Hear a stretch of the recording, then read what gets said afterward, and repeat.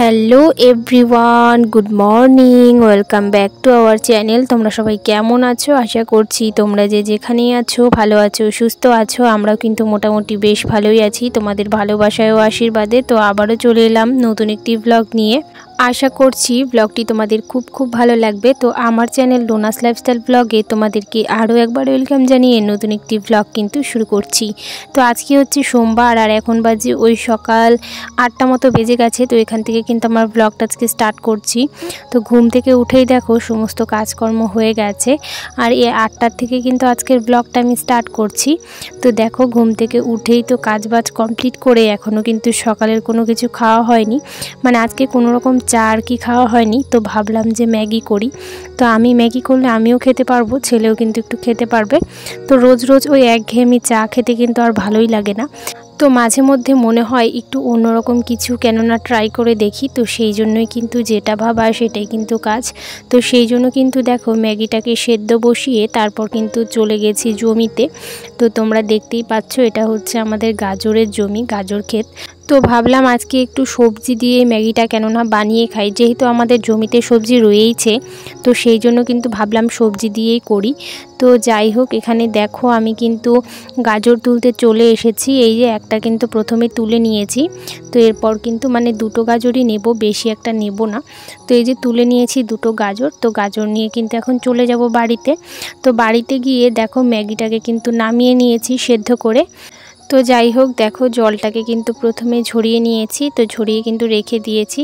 আর ম্যাগির মধ্যে কি সবজি দেবো সেটা কিন্তু সমস্তটাই কেটে আমি রেডি করে নিয়েছি। তো এখানে দেখো গাজর কেটেছি, আলু কেটেছি, যেহেতু ছেলে খাবে তো সেই জন্য কিন্তু একটা লঙ্কাই দিয়েছি। আর এদিকে দেখো কিছুটা বাঁধাকপিও কেটে নিয়েছি। আর পেঁয়াজটা কাটতে ভুলে গেছিলাম, পেঁয়াজটা কিন্তু পরে দিয়েছি। তো যাই হোক, তো চলো এখন ম্যাগিটাকে বানিয়ে নেওয়া যাক। এদিকে দেখো প্রথমে কিন্তু আমি কড়ার মধ্যে তেল দিয়ে দিয়েছি।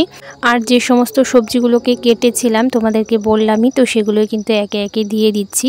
তো এই সবজিগুলোকে কিন্তু এখন নুন দিয়ে ভালো করে নাড়াচাড়া করে ভালো করে ভাজা করে নিতে হবে, যাতে এর মধ্যে থাকা কাঁচা গন্ধটা চলে যায়। কাঁচা গন্ধটা থাকলে কিন্তু খেতে একদমই ভালো লাগে না। তো যাই হোক, এদিকে দেখো সবজিটাকে এখন ভাজা করে নেব। আর তোমাদেরকে ভিডিওটি প্রথম থেকেই শেষ পর্যন্ত দেখার অনুরোধ রইল। তোমরা কিন্তু কোনো রকম স্কিপ না করে ভিডিওটি প্রথম থেকেই শেষ পর্যন্ত দেখবে। আর দেখে ভালো লাগলে অবশ্যই একটি লাইক করে সুন্দর করে একটি কমেন্ট করে তোমাদের পরিবারে যাওয়ার মতো সুযোগ করে কিন্তু দিয়ে যাবে। তো যাই হোক, এদিকে দেখো সবজিটা কিন্তু ভাজা হয়ে এসেছে। এখন কিন্তু আমি সেদ্ধ করে রাখা ম্যাগিটা কিন্তু দিয়ে দেব, দিয়ে কিন্তু ভালো করে নাড়াচাড়া করে তারপর কিন্তু রান্নাটা করে নেব। তো যাই হোক, এভাবে অনেকক্ষণ নাড়াচাড়া করার পরে কিন্তু নামিয়ে নিয়েছি। তো এই যে দেখো ম্যাগি কিন্তু রেডি। তো যাই হোক, সকালবেলার তো বাসি কাজকর্ম তোমাদের সাথে কোনো রকম শেয়ার করিনি। তো এই যে ম্যাগি বানিয়ে তারপর খাওয়া দাওয়া কমপ্লিট হয়ে গেছে। আর এদিকে দেখো আজকে রান্নাবান্নাও কিন্তু একদমই শেয়ার করতে পারিনি। তো তারপর কিন্তু এই যে বেশ কিছুটা ভেজা জামা কাপড় ছিল, সেটাকেই কিন্তু রোদে মেলে দিচ্ছিলাম।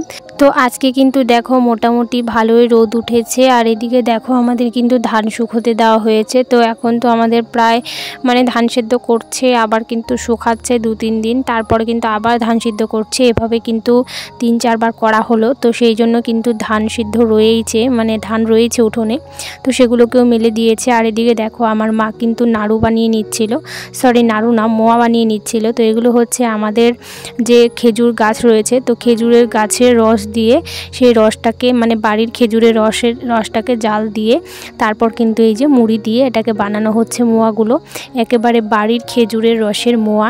তো ভাবতেই পারছো কতটা টেস্টি আর কি, খেতে কিন্তু দারুণ হয়েছিল। তো অল্প কটাই মা বানিয়েছিল, তো এরপর হয়তো অনেকগুলো বানাবে। তো আমি কিন্তু কখনো বাড়িতে এভাবে রস আর কি পাতা হয় আমি কখনো দেখিনি। আমাদের কোনো দিন খেজুর গাছ ছিল না, তো সেই জন্য দেখিনি। এবার প্রথম ফার্স্ট কাটা হয়েছে খেজুর গাছটা, তো সেই জন্য কিন্তু দেখছি। আর এগুলো রসগুলো জাল দিতে কিন্তু অনেক সময় লাগে। তো যাই হোক, এরপর কিন্তু ছেলের জন্য একটু ডালিয়া করেছিলাম, ওকে কিন্তু খাইয়ে দিলাম।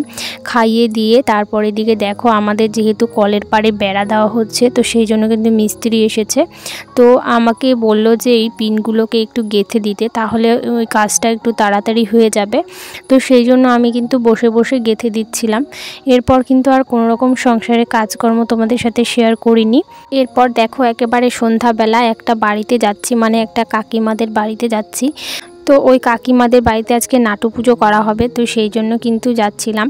তো আমাকে বলে গেল একটু আগে যেতে, তো সেই জন্য কিন্তু আমি আর ছেলে মিলে চলে যাচ্ছিলাম। আর এদিকে দেখো, ছেলে কিন্তু খেলার সাথী পেয়ে গেছে। আর এদিকে দেখো, এই যে লাটু পুজো তোমাদের কার কার বাড়িতে হয় অবশ্যই কমেন্ট করে জানিও। আমার শ্বশুর বাড়িতে লাটু পুজো হয়, কিন্তু আমার বাপের বাড়িতে হয় না।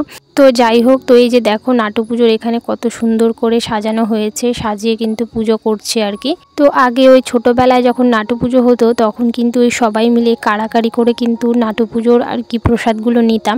তো এখন আর সেরকম ব্যাপার নেই, তবে সবাই বলছিল যে এভাবে আজকে নেবে, অনেক দিন পর যেহেতু নাটু পুজোর প্রসাদ আর কি ধরছি, তো সেই জন্য কিন্তু এই যে অনেক দিন পর এভাবে নিচ্ছিলাম, বেশ ভালো লাগছিল।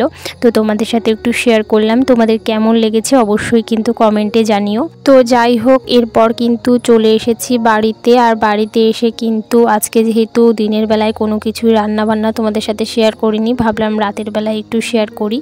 তো যাই হোক, দেখো আজকে কিন্তু রাতের বেলায় যে ডাল হয়েছিল, সিম্পল পাতলা করে মুসুর ডাল আর কি করা হয়েছিল। তো এই যে একটু ধনেপাতা দিয়ে দিলাম, ফ্লেভারটা একটু ভালো আসবে সেই জন্য। আর এদিকে দেখো, বাঁধাকপি কেটে নিয়েছি, বাঁধাকপিটা কেটে ভালো করে মেখেও নিয়েছি।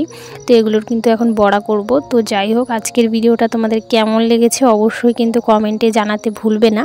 তো যাই হোক, তোমরা অনেক দিদি ভাইরাই আছো যারা আমাকে অনেক সুন্দর সুন্দর কমেন্ট করো, তো সেই জন্য কিন্তু তোমাদের অসংখ্য অসংখ্য ধন্যবাদ। তোমরা প্রতিদিনই আমার ভিডিও দেখো, ওয়াচ করো এবং সুন্দর সুন্দর কমেন্ট করো। তো এভাবেই পাশে থেকো। আর আমার আজকের ভিডিওটি যে বন্ধু প্রথম দেখছো, তোমরা অবশ্যই সাবস্ক্রাইব করে আমার পাশে থেকো। তো চলো বন্ধুরা, আজকের ভিডিওটা আর খুব বেশি বড় করব না, আজ আসি, কাল আবার দেখা হবে নতুন কোনো ব্লগ নিয়ে, নতুন কোনো ভিডিও নিয়ে। ততক্ষণের জন্য ভালো থাকবে, সাবধানে থাকবে, সুস্থ থাকবে। তো চলো বন্ধুরা, গুড নাইট, দেখা হবে আবার কালকে, টাটা।